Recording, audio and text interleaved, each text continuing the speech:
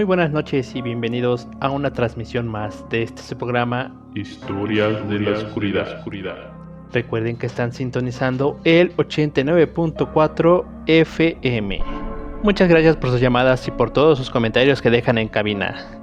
Bien, pues vámonos rápidamente a iniciar este programa. Empecemos con unos saludos. Un saludo a Daniela y a Poncho que nos escuchan desde el Distrito Federal. Les mandamos un saludo y agradecemos que puedan sintonizarnos. Un saludo enorme a doña Margarita. Nos cuenta su sobrino que todas las noches nos escucha, ella y toda su familia. Un caluroso y fuerte abrazo a doña Margarita. Muchísimas gracias por estar acompañándonos cada noche. Bien, pues vamos a empezar este programa rápidamente. En la línea tenemos ya a Genaro, quien nos estaba contando fuera del aire que tiene una historia verdaderamente escalofriante que le sucedió a uno de sus familiares.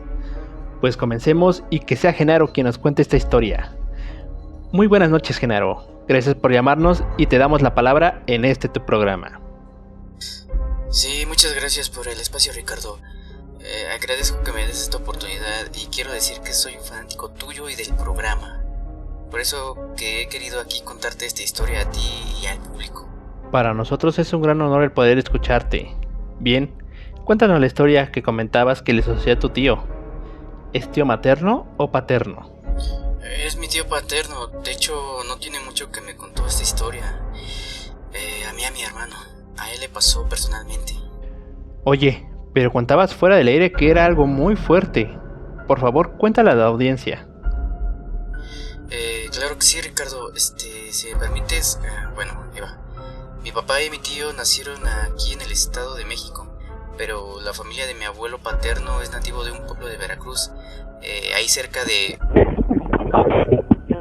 Ellos tienen viviendo ahí en ese lugar muchos años, se puede decir siglos. Para no hacer la historia más larga, tiene muchos años que nadie de la familia vive ahí en ese lugar, pero todos nos conocen sin problemas. Cuenta mi tío una ocasión que recibió una carta dirigida a él. No sabemos quién la mandó exactamente, pero en ella se decía que era un familiar que seguía viviendo ahí, en el pueblo, bueno, sí, por ahí, y que necesitaba que mi otro tío asistiera a un tipo de ceremonia que se iba a realizar.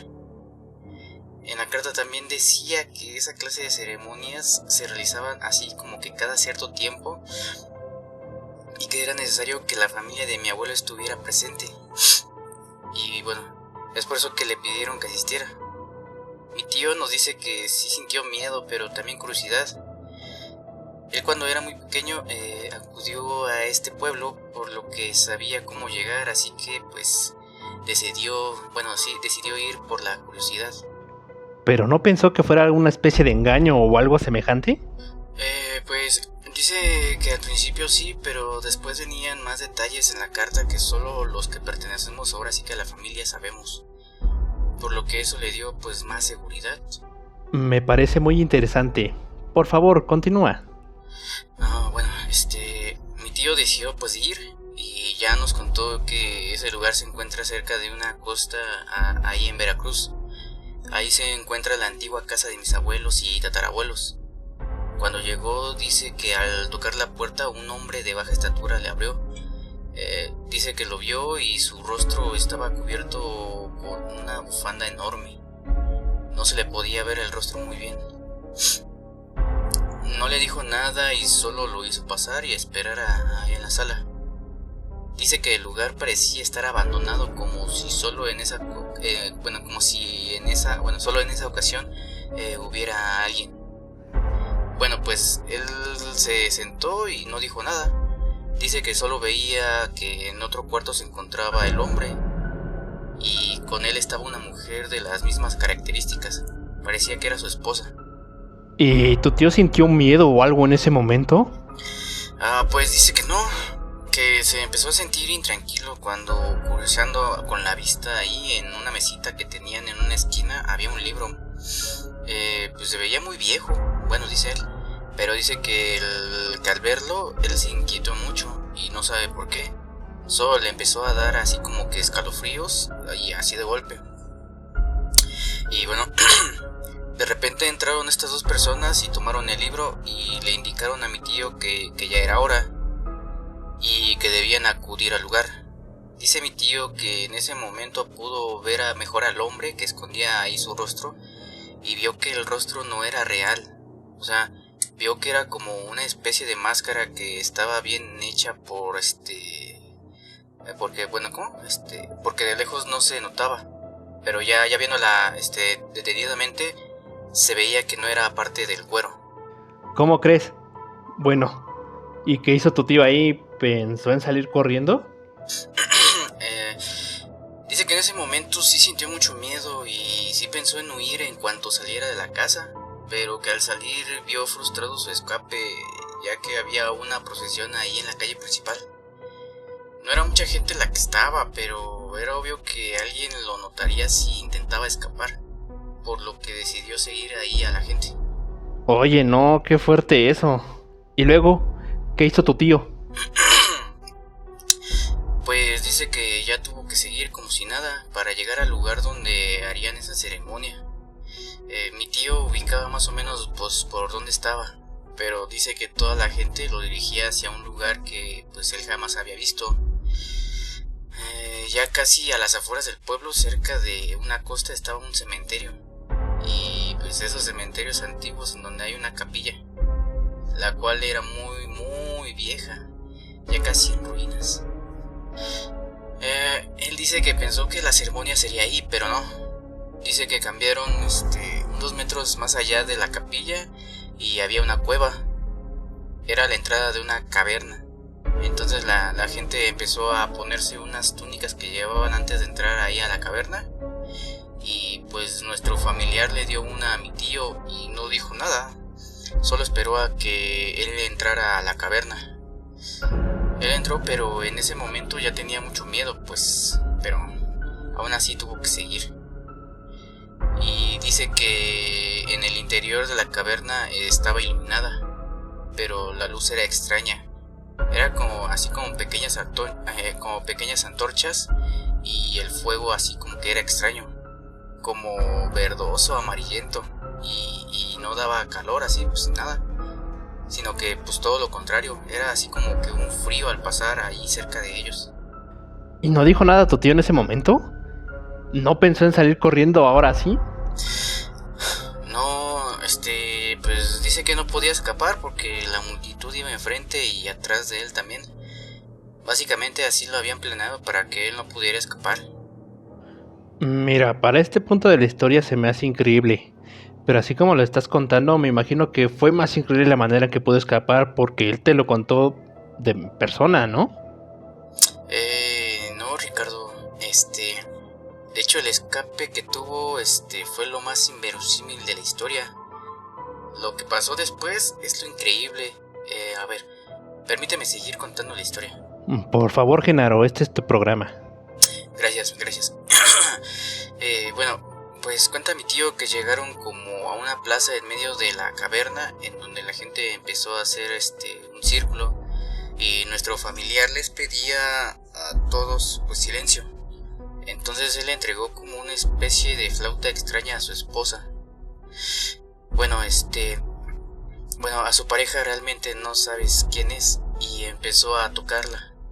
Mi tío dice que la música de ese instrumento era muy extraña. Era un sonido así como que muy agudo, gutural, como si de gritos de criaturas se trataran. Cuenta entonces mi tío que la gente empezó a rezar como en un idioma que no conocía. No somos conocedores, pero es fácil reconocer el inglés, latín, portugués, náhuatl o totonaca.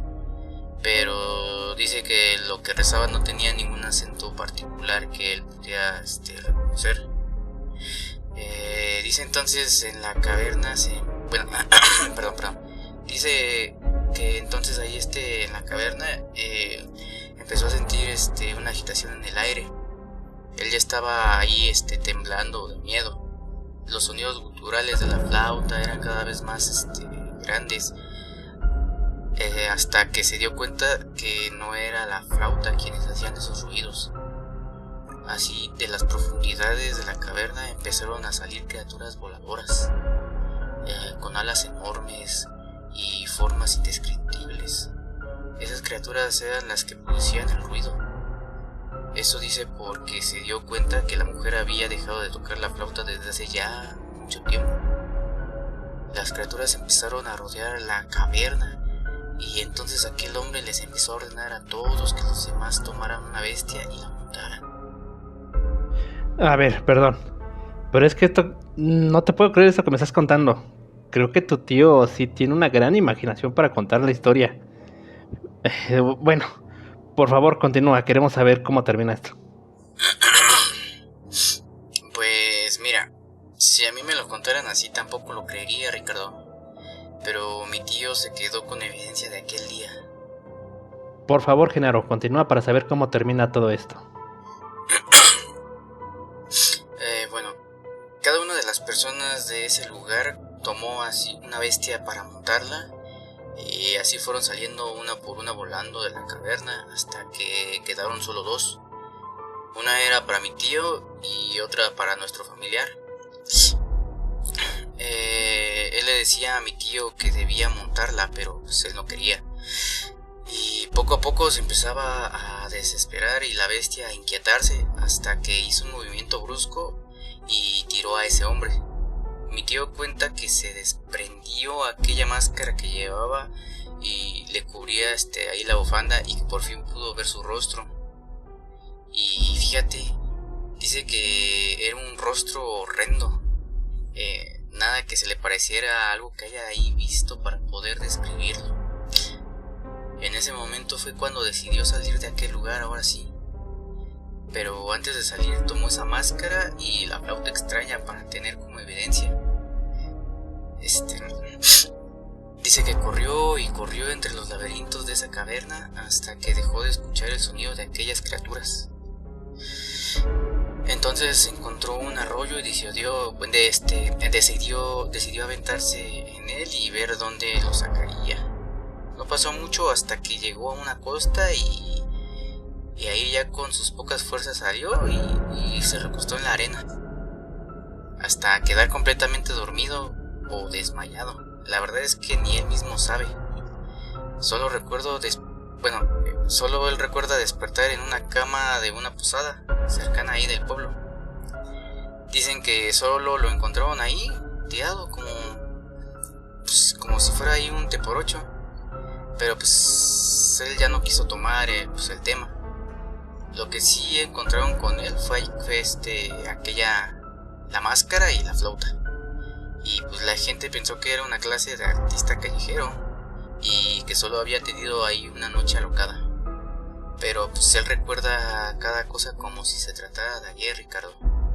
Vaya qué historia nos ha traído Genaro. De verdad que nos dejó con una piel de gallina. Muchísimas gracias por compartirla con nosotros. Si nos dan unos minutos vamos a salir a comerciales, pero no dejen de escucharnos. Genaro seguirá con nosotros y nos contará cómo es. Recuerda que estamos en YouTube, Spotify, TikTok y Facebook como El Cuentacuentos de la Noche.